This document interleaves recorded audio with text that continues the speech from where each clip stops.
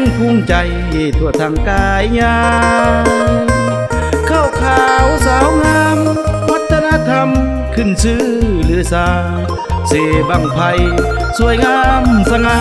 สองพังทาราพาหินสูงชันเหมือนผ้าเสกสรรถิ่นแห่งนั้น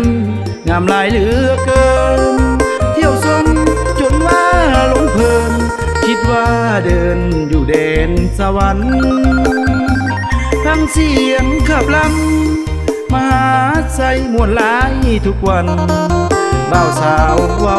หยอกลมกันกดพื้นสนั่นตามท้องทุ่งนาวัดว่าอารามก็งามเป็นหนึ่งเห็นแล้วจนตกตะลึงผู้สาวก็งามโสภาถึกประเพณีสินมัดมีเห็นแล้วตื่นตาวัดกรุงแสนตั้งสูงสง่า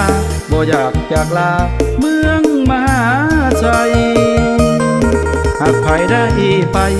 เมืองมหาชัยแห่งมนต์เสน่ห์ฟังลำมวลหลายเทเดโลเรียบเข้มสีเครื่องปลูกมากมาย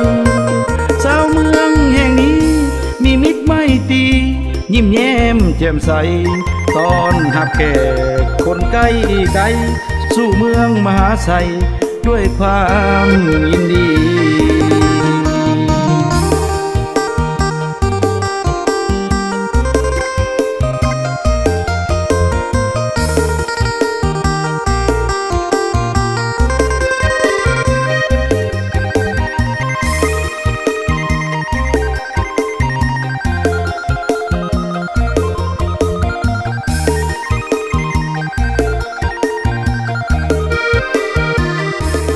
วัดว่าอารามก็งามเป็นหนึ่งเห็นแล้วจนตกตะลึงผู้สาวก็งามโสภาถึกประเพณีสินมัดมีเห็นแล้วตื่นตาวัดกรุงแสนตั้งสูงสง่าบ่อยากจากลาเมืองมหาชัยหากใครได้ไปเมืองมหาชัยแห่งมนต์เสน่ห์ฟังลำมวลหลายเทเดโลเรียบเข้มสีเครื่องปลูกมากมายชาวเมืองแห่งนี้มีมิตรไมตรียิ้มแย้มแจ่มใส